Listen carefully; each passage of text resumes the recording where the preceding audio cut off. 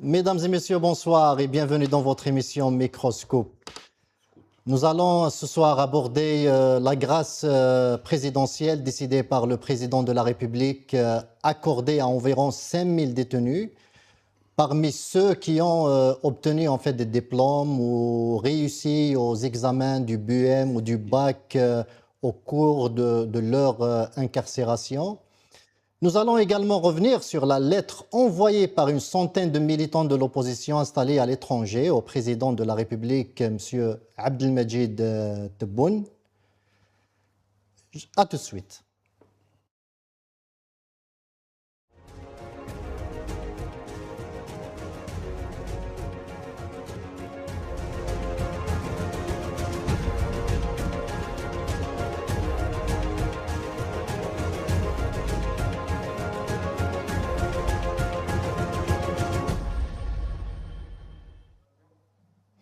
Pour en parler ce soir, j'ai l'honneur et le plaisir de recevoir ici sur le plateau M. Belaïd Jamer, militant politique de la diaspora. Belaïd, bonsoir et merci d'avoir accepté notre invitation. Bonsoir à Adel, bonsoir à tous les téléspectateurs et téléspectatrices de Maghrébia, ainsi à votre invité. Et je te remercie pour l'invitation, sans oublier surtout les familles des détenus et les détenus d'opinion qui croupissent à ce jour dans les geôles de ce pouvoir mafieux et de ce président illégitime. C'est moi qui vous remercie, voilà. Belaïd. Et depuis Alger, via Zoom, avec nous, le journaliste Ali Boukhlef. C'est toujours un plaisir de vous recevoir dans mon émission. Ali, bonsoir. Bonsoir à tout le monde. Merci d'avoir accepté notre invitation. Essayer de participer au débat. Merci. Avant de commencer cette émission, j'aimerais qu'on regarde cette émission et qu'on revienne un petit peu sur les incendies qui ont ravagé plusieurs régions dans notre pays. وهذه الحرائق هذه خلفت العديد من الخسائر سواء البشريه او الماديه.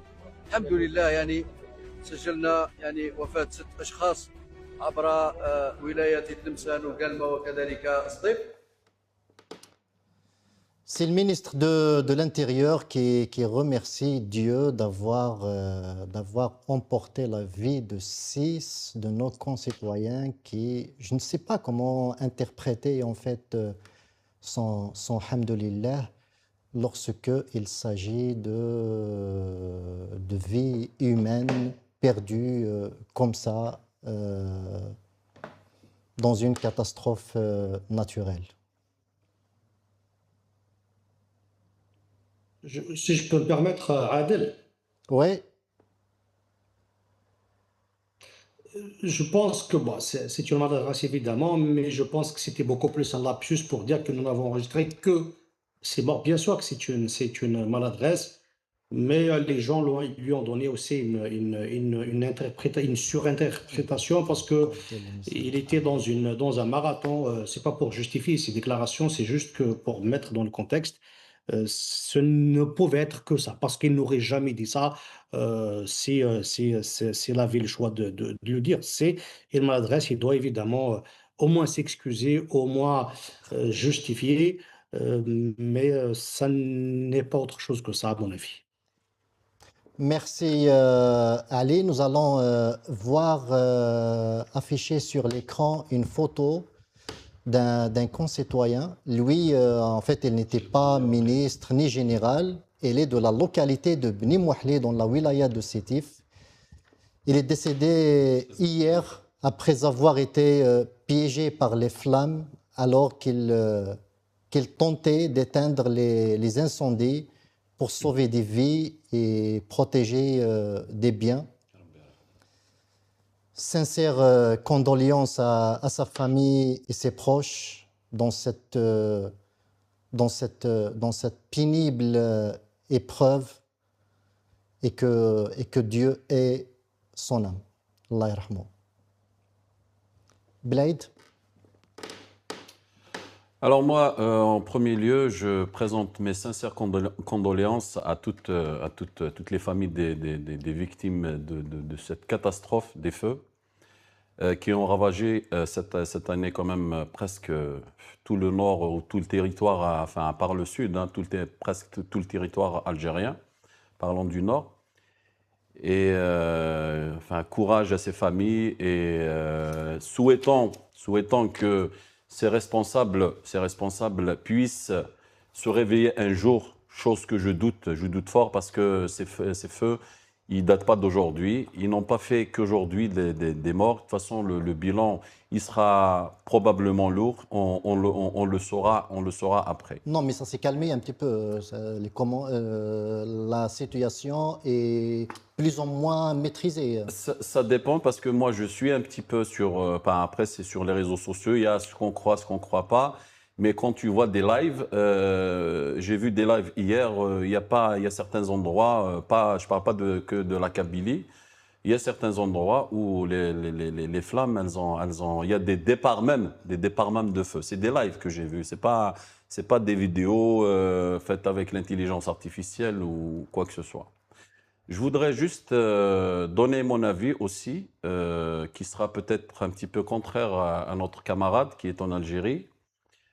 Par rapport à cette soi-disant, peut-être maladresse, moi je doute fort que ce soit une maladresse, parce qu'on a vu énormément de maladresses comme ça depuis même l'époque de Bouteflika, et énormément dans l'époque de Tebboune aussi. C'est ce qu'on appelle des maladresses, si on les appelle comme ça, mais le problème c'est qu'elles sont répétitives, et elles touchent toujours le citoyen. Et en final, on s'excuse. Je ne sais pas déjà s'il va s'excuser, ça m'étonnerait parce que ce n'est pas des gens qui s'excusent.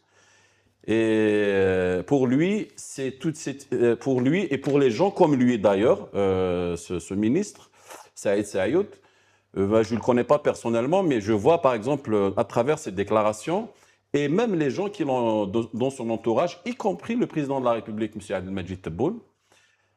Quand on parle du citoyen algérien, on parle de quelqu'un je ne sais pas, il ne donne pas une importance aux citoyens algériens. Tu vois, c'est que, comme l'a dit une fois Ouihia, si vous vous rappelez, il y avait quelqu'un qui a posé une question, qui a fait quelque chose, qui a parlé, et on lui a posé la question sur ce monsieur en pleine conférence de presse. Quelqu'un lui a posé la question. Il dit أنا ما نجاوبوش, je ne lui réponds pas. مجرد مواطن عنده بطاقة وطنية عايش, c'est tout. Il n'a pas à lui répondre. Je rajoute aussi, il y avait... Mais avec tout ce qu'on peut penser de ce ministre, avec tout ce qu'on peut penser de ce ministre, tu me laisses juste terminer. Je ne pense pas qu'il pense ce qu'il a dit. Je pense que c'est vraiment une maladresse. Non, mais je pense qu'il a mal articulé les mots lorsqu'il s'exprime. Écoute, tu peux faire une maladresse, toi, sur un plateau. Je peux faire une maladresse sur un plateau ou c'est un ministre de l'Intérieur. Il sait quoi dire. Il sait ce qu'il dit. Il ne parle pas juste comme ça. Alors, je dirais aussi, même le président Abdelmadjid Tebboune, avec toutes les maladresses qu'il a faites, c'était des maladresses. Il n'y a rien de... C'est un chef d'État. C'est un chef d'État. Il a un statut. Je suis désolé. Je suis désolé. Tout mot sorti par sa bouche a un poids. Je suis désolé. C'est pesé. Non, c'est pesé. Je suis désolé. Je suis désolé. Merci, Blaïd. Ali Bouhlef, un dernier mot sur ces incendies qui ravagent plusieurs régions du pays avant de passer à l'autre point de notre émission. Je voudrais, en plus bien sûr, de présenter mes condoléances à aux familles des victimes. Moi, ce qui me chagrine le plus, ce n'est pas les incendies, parce que les incendies, si vous prenez maintenant la carte du monde, vous voyez que la moitié du globe est en train de brûler. Il y a des feux en Tunisie, il y a des feux en France. Actuellement, dans le sud de la France, il y a des feux que les autorités françaises, avec tous les moyens dont elles disposent, n'arrivent pas à maîtriser. Ce n'est pas pour justifier quoi que ce soit. Actuellement, Madrid est en danger. Il vient de faire appel à l'Union européenne. Tout à fait. Tout à fait, à l'Union européenne et à d'autres soutiens. Ceci pour dire qu'arrêtons de rajouter le feu au feu. Ça me chagrine de constater que certains militants certains activistes qui sont censés normalement avoir un brin de responsabilité, rajouter du feu sur le feu et nourrir la théorie du complot. Il y a des feux partout. Les autorités algériennes font ce qu'elles peuvent. Elles ont les moyens dont dispose ce pays. D'ailleurs, il y a une polémique sur les avions. On a une vingtaine d'avions qui sont en activité. On les a vus partout dans le pays ces derniers jours. Il ne faut pas mentir. On critique le pouvoir. On veut que ça change. On veut plus de liberté. Mais il ne faut pas non plus être toujours dans la théorie du complot permanente. C'est le feu partout, naturellement, sauf en Algérie, lorsque c'est un tel qui l'a fait en Kabylie, c'est un tel, ailleurs c'est un tel. Il faut qu'on arrête d'alimenter ce genre de situation, d'autant plus qu'il y a des gens qui sont en train de souffrir. Et ça crée un climat de tension qui peut même être dangereux parfois. C'est pour ça qu'il faut avoir un peu de responsabilité. Et je m'adresse là aux militants, notamment qui sont à l'étranger. Je vois des publications ahurissantes des fois. C'est vrai que ça fait peur, c'est vrai que ça fait mal, c'est vrai que les feux de forêt, ça fait toujours mal, mais il ne faut pas non plus exagérer. Nous voyons de nos propres yeux combien les efforts sont immenses des autorités, mais aussi de la population qu'il faut remercier à chaque fois. Et c'est peut-être, je ne sais pas pourquoi est-ce qu'on est toujours dans cette tension permanente, même lorsqu'il s'agit de drames comme celui-ci, on essaye toujours de récupérer les drames. Est-ce que, Ali Pas bon. Bourkhliff, On peut critiquer les autorités. si vous La me gestion permettez. en amont, oui, mais oui. Si vous me permettez, est-ce que vous ne pensez pas que les autorités algériennes n'ont pas appris la leçon de 2021? Ce que nous avons vécu en 2021 était dramatique. Est-ce que, en quelque sorte, il fallait un plan national de lutte contre les feux de forêt? Est-ce que ne remarquez-vous pas, ne constatez-vous pas que l'État n'a pas mis en place ce qu'il fallait mettre en place pour faire face? C'est faux, Adel. Je suis en faux, c'est faux. Je vis en Algérie et contrairement à beaucoup de gens, je ne suis pas que les activistes sur les réseaux. Les autorités ont mis en place, depuis le début de l'année, un plan de lutte contre les feux. Il y a même des héliports qui ont été construits, y compris en Kabylie, pour ça. Ils ont défriché des forêts, ils ont même construit des routes. C'est pas suffisant, je suis d'accord. Et hier, par exemple, il y a une colonne mobile qui a été installée à Touja. C'est une des régions les plus touchées dans la Ouled Bijaya. Jusque-là, il y avait une petite compagnie qui n'était pas suffisante. Il ne faut pas dire qu'il n'y a rien. Beaucoup de choses ont été faites. La preuve, c'est que pour la première fois, ce qui n'a pas été fait en 2021, c'est qu'on a évacué des populations. À Ath Mouhli, par exemple, il y a des centaines de personnes qui ont été évacuées. À Annaba, la dernière fois, un hôpital complet a été évacué. Ça ne s'était pas fait en 2021. Et on parle de 2021, on a oublié qu'en 2022, il y a eu un drame à Al-Qala. Il y a eu une vingtaine de morts parce que les gens n'étaient pas évacués. Et ça, c'est fait. Ce n'est pas suffisant, évidemment. Il y a beaucoup de manques. Mais les gens disent qu'on n'a pas acheté les avions. Ce n'est pas vrai. Il y a une vingtaine d'engins qui sont en activité actuellement, entre hélicoptères, de gros avions, notamment des avions russes amphibies. Et il y a des avions bombardiers d'eau qui ont été achetés ou loués ces derniers temps, actuellement. Au moment où je vous parle, une vingtaine qui sont en activité. Après, il y a une réalité. Pardon, Adel. Les gens pensent qu'on peut arrêter de mettre fin au feu. C'est impossible. Il ne faut pas dire les mensonges aux gens. Ce n'est pas vrai. On ne peut pas mettre fin au feu. Les feux seront là et seront toujours là. Et nous voyons que même dans des pays qui ont vécu des expériences, l'Espagne a une grande expérience dans la lutte contre les feux. Malgré cela, Madrid est en danger actuellement. Juste une dernière question. On peut critiquer lorsqu'il le faut, mais le faire systématiquement, je suis désolé, on participe à polluer le débat. Très bien. Une dernière question sur ce sujet. Pourquoi l'Algérie n'a pas fait appel justement à ses voisins, à ses amis de l'étranger pour l'aider dans l'extinction du feu? Et pourquoi je n'ai pas de réponse, je ne sais pas pourquoi. Aucun pays étranger ne s'est manifesté pour aider l'Algérie dans cette situation? Je ne suis pas porte-parole des autorités, mais ce que je peux vous dire, c'est que les autorités estiment qu'elles gèrent suffisamment la situation, et d'autant plus que les amis, les États que l'Algérie peut considérer comme des amis, notamment l'Espagne et l'Italie, sont débordés actuellement par des feux de forêt. Si vous regardez la carte de l'Italie, c'est effrayant. L'Italie brûle du nord au sud. Donc je ne sais pas si l'Italie pourra nous donner ces Canadiens demain parce qu'ils sont en train de maîtriser. Et là, et en Algérie, c'est largement maîtrisé. Il y a encore des départs de feu, notamment dans certaines régions de Kabylie, à l'est et à Tlemcen ces dernières heures, mais ça n'a pas la même ampleur que celle de la semaine dernière. Très bien, merci Ali Bourlef. Restez avec nous. Blaïd Jamel, vous voulez peut-être rajouter quelque chose? Oui, je veux juste mettre un petit point, mettre un petit point sur un noun, parce que quand on dit il faut pas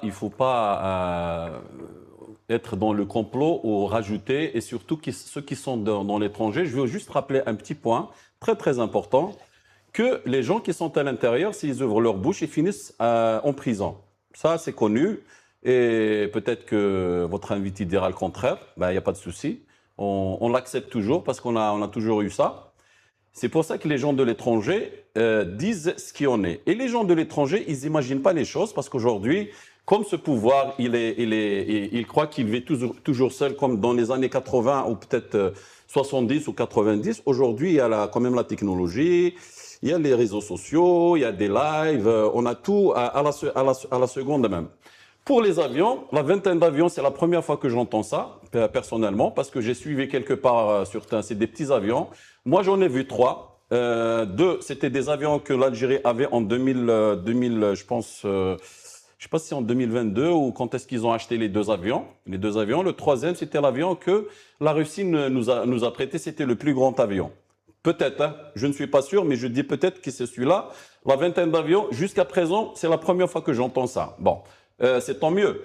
Pour les feux, puisque on parle des feux, oui, les feux, effectivement, on n'est pas en train de dire qu'il n'y a qu'en Algérie et c'est fait exprès. Parce que même, c'est pas moi je dirais pas, je suis pas des complotistes qui disent que c'est le pouvoir qui allume, c'est le pouvoir qui fait ça. On a des déchets, quand on nettoie pas les forêts, on a des bouteilles un peu partout, ça on le sait, on l'a vu avec nos propres yeux, c'est des départs de feu, tout ça.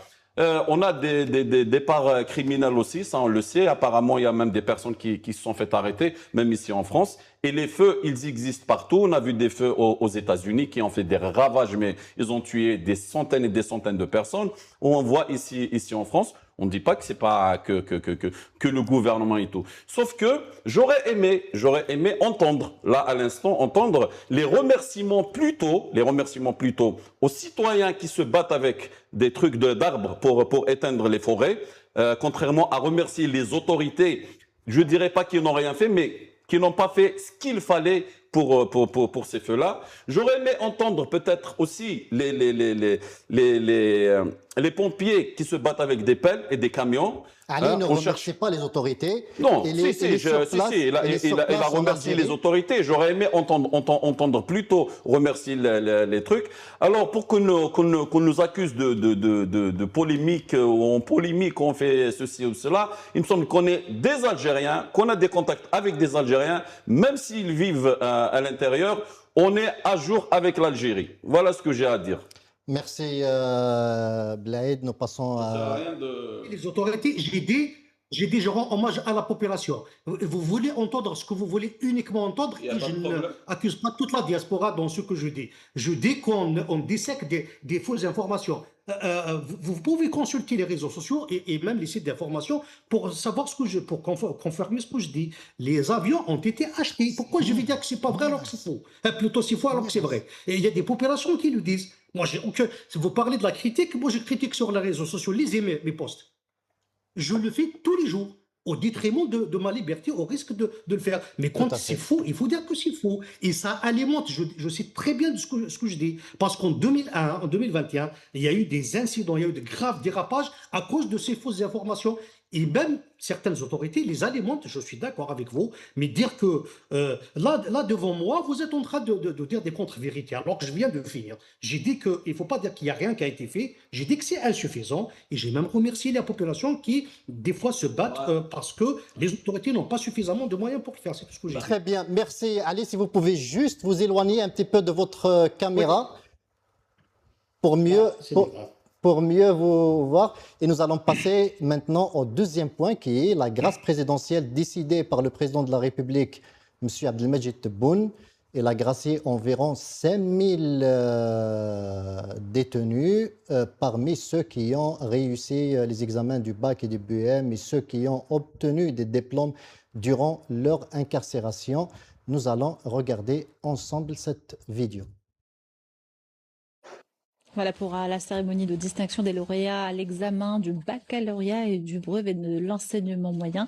Elle a été présidée par le président de la République Al-Majd Tebboune, qui a également signé un décret présidentiel portant mesures de grâce au profit des détenus admis aux examens du brevet d'enseignement moyen et du baccalauréat, ainsi qu'à ceux ayant obtenu un diplôme dans l'un des différents modes de formation professionnelle et des métiers au titre de l'année scolaire 2025-2026. Près de 5000 détenus de différentes catégories et de divers modes sont concernés par ces mesures de grâce présidentielle. Ali Boukhlef, je reviens vers vous justement. Pourquoi cette fois il y a eu cette précision des graciés? On parle de ceux qui ont eu des diplômes durant leur incarcération et de ceux qui ont réussi aux examens du BUM et du bac. Ce n'était pas le cas auparavant. Auparavant, on parlait juste de ceux qui ont été définitivement condamnés. Pourquoi selon vous? Il y a même une exception dans le décret qui a été publié juste après. Il y a une exception. Parmi les exceptions, il est précisé que ceux qui sont condamnés sous l'article 87 bis, donc en gros, les détenus d'opinion, même si on les a accusés de terrorisme, la majorité écrasante sont arrêtés de manière absolument arbitraire. Et je pense toujours à ceux qui sont en prison depuis plus de 2 années sans jugement, et elles sont nombreux. Et donc, il y a une exception, et visiblement, et c'est le cas depuis plus d'une année, le chef de l'État a décidé de ne plus faire libérer les détenus d'opinion. Il a dit dans une interview il y a plus d'une année de cela, où il a dit que il a fait des gestes, mais les gens ont pris ça pour une faiblesse. Donc à partir de ce moment-là, il n'y a plus de grâce qui concerne les détenus d'opinion, et d'autant plus que lors des dernières occasions où ils pouvaient faire ça, donc le Eid el-Kbir et le 5 juillet, il n'y a pas eu de grâce du tout en faveur des détenus, y compris du droit commun. Là, c'est un autre sujet parce qu'ils estiment que libérer les délinquants, ça pose problème pour la sécurité publique, mais en même temps, c'était une manière d'éviter le débat sur les détenus d'opinion. C'est la preuve que les autorités actuellement sont dans une position je ne dirais pas de fermeté, mais de sourde oreille.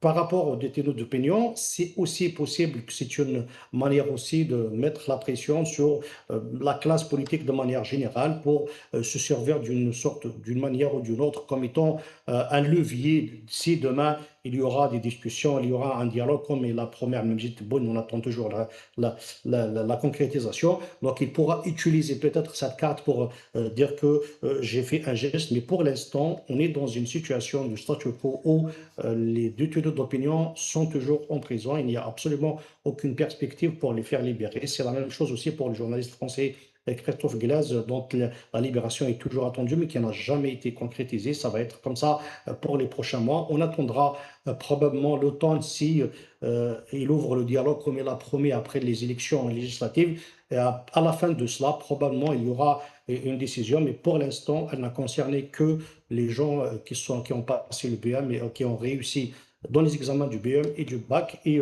de la formation professionnelle. Certains détenus, je précise que certains détenus sont à 2-3 mois de la fin de leur, c'est le cas par exemple de Abla Gmari et d'autres, de la fin de leur période de détention. Donc, ils attendent qu'ils soient libérés à la fin de terminer leur période de détention pour être libres. Très bien. Pourquoi, selon vous, cette grâce présidentielle du 5 juillet, après autant de retard, après 17 jours de retard, en fait, ce n'est jamais arrivé? Ce n'est pas 5 juillet. Elle a été faite pour éviter le 5 juillet. Et ça coïncide avec les résultats du baccalauréat, tout simplement. C'est pour éviter la grâce du 5 juillet, comme il n'y en a pas eu pendant l'Aïd.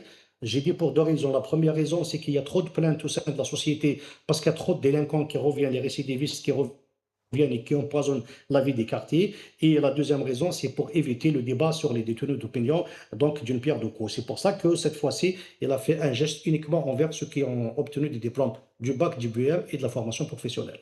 Est-ce que ce n'est pas aussi pour éviter le fait qu'on dit à chaque fois qu'il libère les voyous, les délinquants, etc., et qu'il a choisi cette fois la bonne formule de décider une grâce présidentielle pour les détenus du droit commun? C'est ce que je disais. Je disais qu'il y a trop de débats ici. À chaque libération, l'année passée, il y a eu des vagues de 5 à 10 000 libérations à chaque fois. Et à chaque fois, on a vu qu'il y a dans des quartiers, il y avait la recrudescence de la délinquance. Et c'est pour cela que les autorités ont décidé, parmi les mesures pour lutter contre les bandits de quartier, donc les délinquants, ils ont décidé de ne plus accorder de grâce présidentielle. C'est la troisième fois depuis l'Aïd Sghar, l'Aïd el-Kbir, et puis le 5 juillet, qu'il n'y a pas eu cette grâce. J'ai dit d'une pierre deux coups. D'abord, éviter ce débat sur les délinquants et puis éviter aussi de parler des tenants d'opinion. Il a profité des résultats du baccalauréat pour libérer uniquement des détenus qui sont concernés par donc les diplômes de fin d'année. Merci Ali, restez avec nous. Blaïd Jamer, aucun détenu d'opinion n'a été gracié à l'occasion. Pourquoi selon vous? C'est normal. Enfin, c'est pas que selon moi, mais selon les autorités ne veulent pas apaiser oui, la situation. Non, mais même pour eux, il n'y a pas de détenus d'opinion. C'est des détenus de droit commun. Abdelmajid Tebboune, il a dit plusieurs fois, c'est pas même pendant son premier mandat, actuellement aussi, il a dit plusieurs fois, pour lui, c'est des détenus du droit commun. Et c'est peut-être parce qu'ils ne sont pas encore condamnés définitivement? Non, c'est parce que la grâce présidentielle, en fait, elle s'applique sur des détenus qui ont été définitivement condamnés. Déjà, le fait qu'ils ne soient pas déjà jugés et condamnés définitivement, c'est pas normal. Il y a un problème dans la justice algérienne. Il y a des gens qui sont restés peut-être 2 ans, les avocats en fait dénoncent. Mais bien sûr, ils appliquent au moins la loi. Quelqu'un qui est quand même détenu, il a le droit à un jugement. S'il est coupable de quelque chose, il purge sa peine. S'il n'est coupable de rien, qu'il le relâche, il revient chez lui. Mais aujourd'hui, on sait très très bien c'est quoi cette politique du système algérien, y compris avec le chef de l'État, Abdelmajid Tebboune, qui autant que premier magistrat du pays, cautionne ça, puisqu'il a dit plusieurs fois qu'il n'y a pas de détenus d'opinion, c'est qu'il garde ces détenus d'opinion. C'est comme une monnaie d'échange ou comme une pression ou une intimidation aux autres opposants qui sont actuellement soit à l'intérieur du pays, soit à l'extérieur du pays. Ça veut dire celui qui parle, voilà la finalité celui qui ouvre sa bouche, voilà la finalité où il va finir. Ça veut dire, vous allez finir en prison, sans jugement, vous allez rester et attendre. C'est tout simplement ça. Parce que quand tu parles avec les avocats, quand même, les avocats, c'est pas n'importe qui. C'est des avocats, c'est des gens qui de loi, c'est des hommes de loi. Tout à fait. Et il y en a qui deviennent des fois juges, il y en a des juges qui arrêtent, qui deviennent avocats. Le procureur, la même chose. Ça veut dire que c'est un homme de loi. Quand un avocat te dit, c'est des dossiers vides. Tu veux quoi? Je pense pas qu'un avocat va mentir quand même. Et le pire dans tout ça, c'est que des fois, les pauvres, ils les mettent à 200, à 300, à 500 km de chez eux. Les parents, ils doivent, avec les moyens de bord qu'ils ont, avec la situation économique aujourd'hui en Algérie, se déplacer à des centaines et des centaines de kilomètres pour voir leurs enfants, dans quelles conditions et tout. Et je trouve que tout ça n'est pas normal. Et ce qui est drôle quand même. Justement, Ali Bourkhleuf, il a couvert le procès de notre confrère français Christophe Glaise. Et vous avez déclaré plusieurs fois, vous l'avez écrit sur les réseaux sociaux, vous l'avez déclaré même ici sur le plateau, que le dossier de Christophe Glaise était totalement vide. Et comment le juge avait ensuite prononcer la sentence après que les avocats ont démontré que le dossier était vide? Procès de détenus d'opinion, ce qui est accablant, c'est que parfois le sort, la liberté d'un homme ou d'une femme se décide en quelques minutes à peine. Pour Christophe Glaise, c'était 8 heures de temps, il y avait un ascenseur émotionnel, on a les mêmes cru que c'était bon, parce que c'est vrai que les gens du MAC, certains responsables du MAC ont essayé de l'exploiter, mais il n'a jamais marché dans la combine. Et même si j'estime à titre personnel qu'avoir des contacts, avoir des sources, quelles qu'elles soient, restent des sources de journalistes et non pas une manière de s'impliquer dans Tout un à fait, conflit tout à fait. entre un groupe ou un autre groupe. C'est ça, c'est le principe. Mais en fin de compte, il n'y avait vraiment pas de preuve formelle qu'il était impliqué. Il n'a jamais même pas fait de j'aime sur les réseaux sociaux du MAC ou d'autres personnes. Et il s'est contenté d'avoir un contact. C'est eux qui l'ont contacté parce qu'ils voulaient le récit dans la mort de Joueur et Bossi. Il n'a jamais marché dans la compagnie. Pourtant, il a été condamné à 7 ans de prison. Ils ont confirmé dans ce genre de situation. C'était le cas aussi pour Balam Sansal. C'est le cas aussi pour beaucoup de détenus d'opinion. J'ai assisté à un détenu d'opinion qui est proche de moi et qui c'est même pas un détenu d'opinion, c'est un type qui est rentré de France pour voir sa famille, qui avait participé aux manifestations de 2020 à Paris. On a exploité des photos qui ne voulaient absolument rien dire, qui étaient même utilisées avant la déclaration du MAC comme organisation terroriste. Ça n'a pas empêché la juge de confirmer la décision, donc la décision de première instance. Généralement, c'est la règle. Il ne change pas parce qu'il y a un climat général. C'est le climat de terror qui existe dans tout le régime autoritaire dans le monde. C'est connu. On frappe, on met comme ça des condamnations parfois très lourdes contre des détenus, notamment d'opinion, pour deux raisons. D'abord, pour faire l'exemple et pour faire peur aux autres détenus et empêcher, plutôt activistes, et puis empêcher de nouvelles déclarations dans l'avenir. Et vous constatez, d'ailleurs, il y a un jeune qui a été arrêté aujourd'hui, ou hier à Béjaïa, justement, c'est pour empêcher ce qu'il considère comme de la récidive. Et c'est une manière aussi de mettre la main sur l'ensemble de la société pour empêcher des débats, même si parfois ça peut exister des débats excessifs, des déclarations excessives, mais cela ne justifie pas de la détention, ça ne justifie pas la durée très longue de détention provisoire, comme c'est le cas de Miram Konache et d'autres détenus, par exemple, qui sont arrêtés il y a exactement 2 ans, depuis juillet 2024. C'est une technique qui utilise tous les régimes de ce genre pour cela, et les juges n'ont qu'à appliquer. Après, juste une parenthèse, notre camarade parlait du téléphone. Balam Sansat, dans son livre où il raconte un peu sa période de détention, il dit qu'à un La certain légende. moment, oui, il dit que dans la salle, je crois que c'est page 75, il dit que dans la salle, la juge a dit, bon, c'est terminé, j'ai un téléphone fixe a sonné, j'ai le jugement, c'est faux, c'est totalement faux.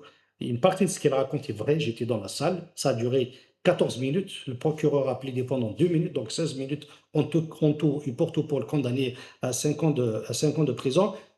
Mais il n'y a pas eu de téléphone, elle n'a jamais dit ça à la juge. Elle s'est retirée. Il y a eu même un semblant de jury qui s'est constitué pour soi-disant déclarer, mais tout le monde avait compris à ce moment-là que c'était un procès politique. Donc c'était aussi le cas pour Christophe Glaise, mais pour d'autres raisons qui ne sont pas liées au contexte algérien, mais qui sont liées surtout au contexte des relations algéro-françaises. Très bien, merci. Allez rester avec nous. Pourtant, oui, juste un petit mot par rapport à Christophe Glaise. Christophe Glaise, on sait très bien que c'est un procès politique et en plus, c'est avec la France par rapport à l'affaire. Maintenant, c'est devenu vraiment lié et collé à l'affaire de MRDZ. C'est un chantage qu'ils sont en train de faire. Et pour le téléphone, quand j'ai parlé du téléphone, c'est de la justice au téléphone, c'est des procureurs au téléphone, des commissaires au téléphone. Moi, je vais donner un exemple. Et je pense que la vidéo, elle est toujours sur YouTube. Amira Boraoui, qui a raconté ça, elle était avec le commissaire et je pense avec le procureur. ouais. Elle lui dit, écoutez, mettez-moi en prison, en garde à vue, ou laissez-moi partir chez moi. Il lui dit, Babak, s'il te plaît, ne me fais pas de problème, j'attends un coup de fil. Soit je te libère, soit... Là, toute l'Algérie l'a vu. Voilà. Alors, si quand je parle du téléphone, je parle de tout ça. Sansal, il parle d'un téléphone. Non, Sansal, moi, je parle pas de Sansal. En pleine audience. Et Ali Bourlef était présent au procès. Oui, je parle pas de. Non, quand j'ai des téléphones, moi, je parlais pas de Sansal. D'ailleurs, c'était un procès expéditif de 14 minutes où il a été condamné à 5 ans Je parle de la méthode en général, mais Christophe Glaise, c'est maintenant son affaire, elle est liée vraiment politique. Elle est liée à l'affaire de. Très bien. Mais le président Tebboune appelle les opposants à rentrer au pays. Il dit Ouais. qu'ils ne risquent rien, ils sont toujours les bienvenus. Et Ouais. il dit l'avoir dit et redit plusieurs fois sur des plateaux de télévision algérienne. On va l'écouter. المعارضين مرحبا بهم. المعارضة الإنسان اللي يعارض بصفة حضارية أفكار ويجيب البديل، هذا راه يسمح للجزائر باش تتقدم كثير في الديمقراطية. إذن قلتها في التلفزيون في المداخلات تاعي ونزيد نكررها أمامكم. كل جزائري عنده الحق في الانتقاد، ولكن كل جزائري عنده الحق في الانتقاد وياخذ بعين الاعتبار التقاليد نتاعنا والحرمه نتاعنا يعني الشتم والسب ما يجيبوش، يجيبوا غير الكراهيه والعنف ماكش موافق. قال مانيش موافق، علاش؟ وانا في نظري ها كيفاش نديروا كي الدوله الفلانيه ولا نديروا كما قال الكاتب الفلاني. هذه امور تثري المسيره الوطنيه، بالعكس واللي ما يتقبلهاش ما راه فاهم والو.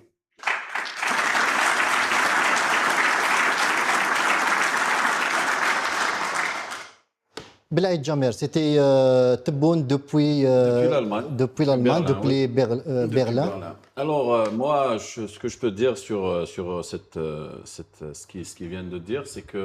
Et à la suite de cette déclaration, Ouais. une centaine de militants Ouais, opposants installés à l'étranger Ouais. ont écrit Ouais, une j'ai lettre, reçu la lettre. une Ouais. lettre ouverte. Vous avez reçu la lettre? J'ai reçu la Vous lettre l'avez deux fois. lue? Je l'ai lue. Vous en Ouais. pensez quoi? Bah, je l'ai lu. Bon, je commence par ce qu'il a dit, répondre à ce qu'il a dit. Après, je vais te dire ce que j'en pense. Moi, j'ai refusé de la signer. Je me voyais pas dedans. Voilà. Pourquoi? Pour dire. Bah, attends, maintenant, on va voir ce qu'il a dit déjà à Tebboune. On va parler de ce qu'il a dit Tebboune. Après, on va parler de la Allez-y. lettre. Parce que pour voir est-ce que cette lettre, elle doit avoir lieu ou pas. Parce que il faut voir le contexte premièrement de Tebboune. Tebboune, quand il a dit marhaba bihom, il a continué par dire li hab ya'arad, celui qui veut faire de l'opposition, il faut que ça soit l'opposition benna'a ou ceci cela, ma kache seb. Moi je vais pas aller. La diaspora, nous on est des sauvages. On est en France, on est aux États-Unis, la liberté, on insulte du matin au soir. Moi, j'aimerais savoir, Karim Tabou, pourquoi il s'est retrouvé en prison. Fethi Gharas, pourquoi il s'est retrouvé en prison. Ils sont en Algérie. Est-ce qu'ils ont insulté? Ça m'étonnerait. Moi, j'ai jamais vu Fethi Gharas insulter. Il parle, il dit ce qu'il pense. Il critique la politique actuelle algérienne. Les détenus actuels qui sont en prison, bon, pour la plupart, je ne sais pas s'il y a des gens qui ont insulté ou pas, ça m'étonnerait. Mais bon, il y en Ils a. sont il y en a. tous sur le 87 bis du code pénal. Et la lettre envoyée à Tebboune, Mais- il lui demande d'abroger Oui, il y a justement pas que ça. l'article Il y a pas que 87 la- bis. Il n'y a pas que l'article. Il n'y a pas que l'article qui Et est pourquoi dans la lettre. et pourquoi vous êtes contre alors? Non, il n'y a pas que l'article. Mais attends, tu me laisses terminer quand même. Vas-y. Allez-y. Je suis en train d'expliquer par rapport. C'est que ce que je suis en train d'expliquer par rapport à ce qu'il a dit Tebboune et le contexte dont il a dit ça. Hein? Est-ce que cette lettre est-ce qu'elle doit être cette lettre? C'est pour ça, le contexte où il a dit Abdelmajid Tebboune ça. Premièrement, il était face à la diaspora. Cette diaspora, elle est choisie. Ça, c'est un. Il n'y a pas, par exemple, 6 mois, il vient en France, je vais aller à l'ambassade, je ne vais pas rentrer. Ça, c'est un fait, hein. Ce n'est pas une invention. C'est une diaspora choisie. Est-ce que quelqu'un a posé la question ou a demandé par rapport aux détenus d'opinion? Personne, parce que personne ne peut parler de ça.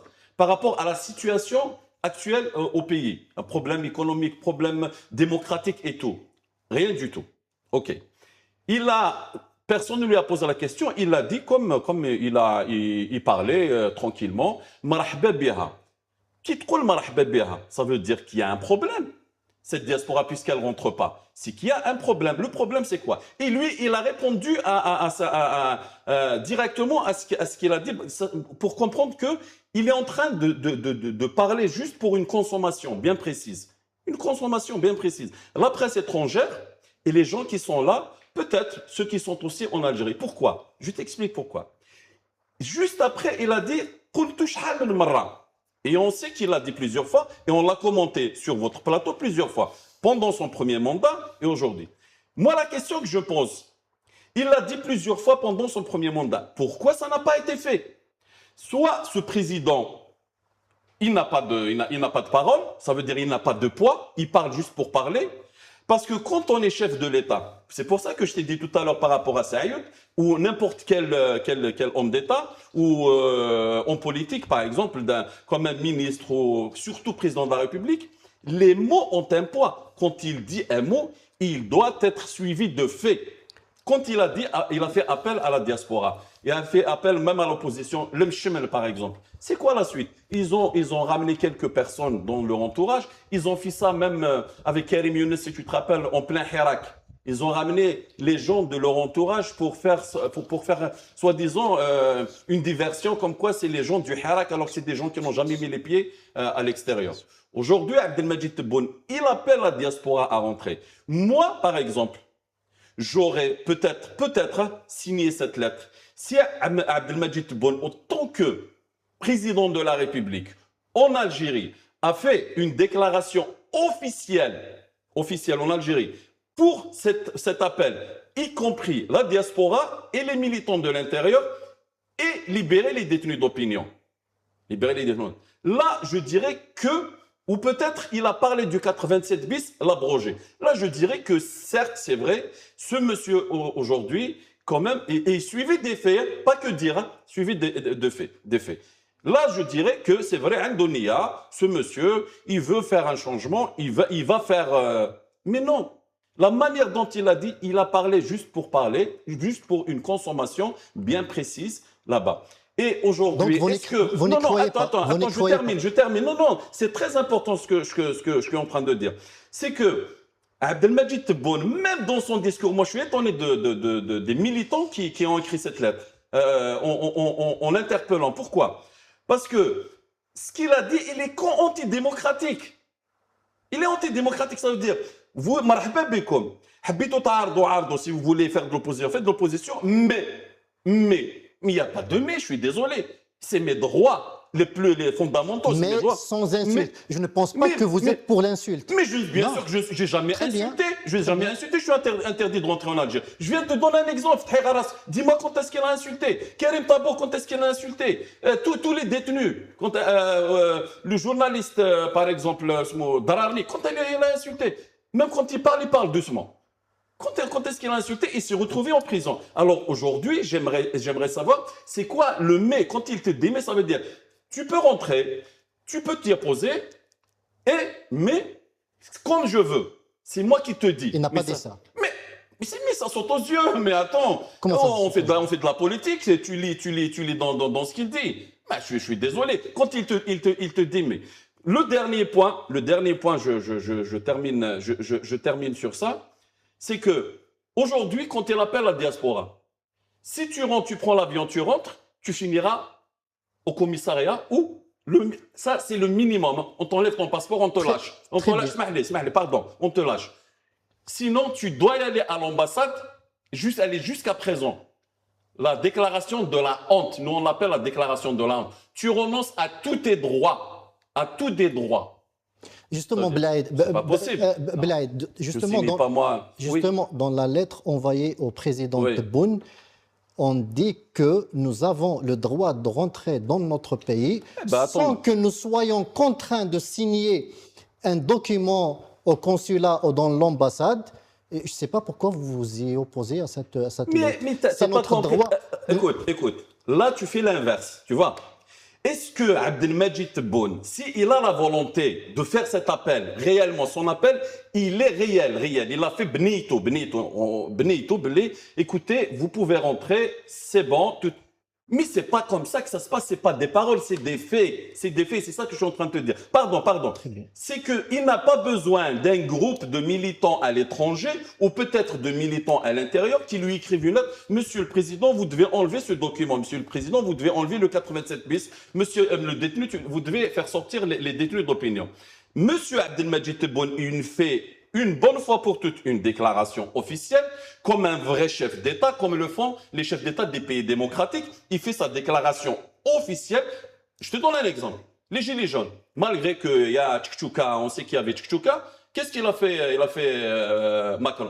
Il a fait le tour presque de la France. Il a rencontré à tout moment des gilets jaunes. Bon, il y avait quand même ici, mais quand tu fais une déclaration officielle, Gaël, voilà, le 87 bis, il donne ordre. C'est lui, d'ailleurs, le 87 bis, il est passé par ordonnance. C'est lui qui l'a mis en place. Le 87 bis, il enlève le 87 bis, il fait appel. Ce document, vous pouvez rentrer. Le document, il n'est plus là. Mais je parle des faits. Et ce qu'il y a des faits.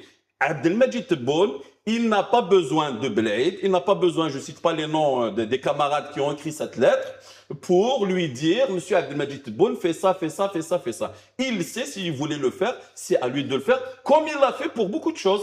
Très bien, mais ça reste une initiative politique. Non, c'est une initiative, il n'y a pas de problème. Ali Bourlef, Blaïd Jamer n'y croit pas. Et c'est aussi l'avis du parti Jil Jadid par la voix de son président Lakhdar Amoukran qui parle d'un fossé grandissant entre le discours officiel et la réalité sur le terrain en matière de liberté.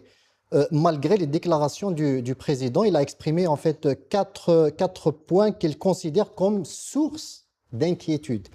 Il parle d'autocensure sur Internet et la criminalisation du débat en ligne. Il parle de la détention provisoire sans jugement. Il parle des restrictions administratives à la liberté de circulation, les fameuses STN. Et la dernière en date, c'est le journaliste, notre confrère Mustafa Ben Fodel, qui s'est vu interdit de quitter le territoire national. Il parle aussi en quatrième position des pressions judiciaires continues sur les acteurs politique. Votre commentaire, Ali Bourlef, vous qui vivez sur place. Il y a même le RCD. Ahmed Mazouz, le président du RCD, qui s'est exprimé à propos de la diaspora et toutes ces restrictions. Il y a eu aussi Mahmoud Rajdi du PST qui s'est exprimé en faveur de cette lettre envoyée au président Tebboune. Alors, c'est très simple. Je pense que tout le monde aura compris qu'il y a un décalage entre le discours et la réalité. Ça, c'est inévitable, c'est un fait. Ça fait, au lendemain de sa réélection en 2024, il avait promis un dialogue national qu'on n'a pas encore vu. Et la dernière sortie médiatique, il avait justifié cela par le fait qu'il n'y avait pas d'élection, sur quelle base il allait parler aux partis politiques. Il était même agacé, par exemple, par les critiques du RCD parce que, certainement, c'était le seul parti qui était dans la critique frontale. Il y a aussi Jil Jadid qui est dans la critique parfois frontale, en plus du PT et de certains autres militants. Mais effectivement, la scène politique est globalement aseptisé, il n'y a plus pratiquement de débat, il n'y a plus d'articles critiques, il n'y a plus de débat sur les chaînes de télévision ou dans les médias. Tous les médias sont, comme vous le voyez, je vous donne une information qui est étonnante et d'ailleurs c'est parfois stupide, mais c'est comme ça. On a empêché les médias de parler des feux de forêt. Ouais. Ce n'est qu'hier qu'on m'a appelé, on m'a dit que le NTV a fait quelques directs, mais les chaînes privées, j'ai regardé il y a 2 jours exprès, il n'y en avait absolument rien du tout. On se limitait de montrer des photos de certains feux, ou du feu juste de la fumée ou des pompiers, mais c'est tout, mais rien du tout, bien sûr, évidemment, de la propagande Et officielle. pourquoi, selon vous, les médias tournent ainsi le dos aux souffrances de la population? Pourquoi? Il y a une tragédie, il y a des feux qui secouent le pays. Pourquoi les cacher? Tout le monde les voit à l'ère des réseaux sociaux. Et hier, il y a eu apparemment une antenne ouverte par le NTV pour couvrir, parce qu'ils se sont libérés des accusations, donc pour dire que c'est un peu partout dans le monde. Bref, donc dans ce climat-là, pour l'instant, il n'y a rien de concret. Et à titre personnel, je pense que la phrase de Berlin était destinée à expliquer ou à justifier la rentrée de Saïd Saadi. C'est mon avis. Je ne vois pas une autre... Parce que rien de neuf dans la scène politique.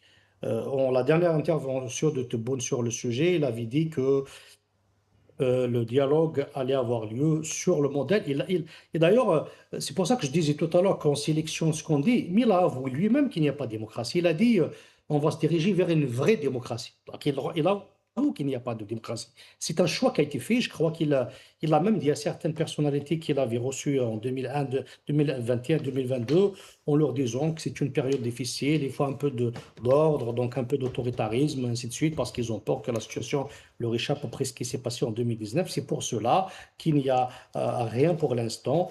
Après, tout le monde a compris qu'après les élections législatives du 2 juillet, que la situation était intenable, qu'il faut aller vers un autre cap. Est-ce que les autorités comprennent qu'il faut s'ouvrir sur tout le monde, y compris les plus critiques parmi l'opposition? Je vois juste une parenthèse pour expliquer un peu ce qu'ils appellent, eux, l'insulte. L'insulte, c'est de désigner une personne, par exemple, un chef de l'État, au lieu de l'attaquer frontalement. Ça, pour eux, c'est de l'insulte, ça ne fait pas partie de nos cultures. Après, il y a un débat que, bon, moi, je ne mettrai jamais en prison quelqu'un pour ça, mais comparer l'armée algérienne à l'armée coloniale, je suis désolé, c'est blessant pour beaucoup d'Algériens. Certains politiques vont jusque-là. Une fois, j'étais sur un plateau avec un opposant de l'extérieur. Encore une fois, je n'ai rien contre les gens de l'extérieur, je les comprends. Parfois, je me dis même moi-même pourquoi je ne vais pas quitter, parce que des fois, c'est exagéré, c'est étouffant, la situation est étouffante. Mais il me dit que les jeunes pensent que si la France était restée, je me suis emporté sérieusement. Parce que mon père n'est jamais allé à l'école à cause de la politique coloniale. Mon grand-père a vécu dans la misère, il a été torturé par la misère. Il ne faut pas non plus exagérer jusque-là. Après, ça reste des paroles, évidemment, dans un régime démocratique, ça reste des déclarations qui peuvent, à la limite, disqualifier leurs auteurs lorsqu'on est dans un vrai régime démocratique. C'est pour mettre un peu dans le contexte ce qu'ils appellent, eux, l'insulte. Et d'ailleurs, remarquez très bien, tous ceux qui, à part les sujets tabous, à part ces jours-ci, et ils surveillent les gens qui essayent de mettre en doute cette histoire des feux de forêt, de faire l'éloge de l'étranger, des histoires de ce genre. Donc, la majorité des politiques connues publiquement sont poursuivis suite à ces déclarations, parce que si vous suivez, par exemple, Fethi Ghalas, depuis un moment, il est en train de s'exprimer sur les réseaux sociaux, pratiquement sur son limite, y compris sur votre antenne, sur d'autres canaux à l'étranger. Merci Ali, nous avons débordé sur le temps de l'émission. Nous avons débordé sur le temps de l'émission. Il nous reste moins d'une minute. Un dernier mot, Blaïd Jamer, avant... Le dernier mot, j'espère que, bien que j'y crois pas vraiment, je crois pas du tout, j'espère que ce qu'il a dit, peut-être que ça va être suivi des faits, ça m'étonne vraiment. Et je dirais surtout courage à nos concitoyens qui sont actuellement, qui vivent l'impossible avec déjà situation économique plus les feux, et un grand soutien pour nos détenus d'opinion et leurs familles. Courage aussi à la protection civile qui fait face aux feux de forêt. Merci. La police, la gendarmerie aussi. Merci Blaïd Jamer, merci Ali Boukhlef depuis Alger. C'est toujours un plaisir de vous recevoir sur mon plateau. Chers téléspectateurs, chères téléspectatrices, nous arrivons à la fin de cette émission. Merci de nous avoir suivis. Je vous donne rendez-vous le lundi à la même heure, c'est-à-dire à 21h. Bon week-end à tous.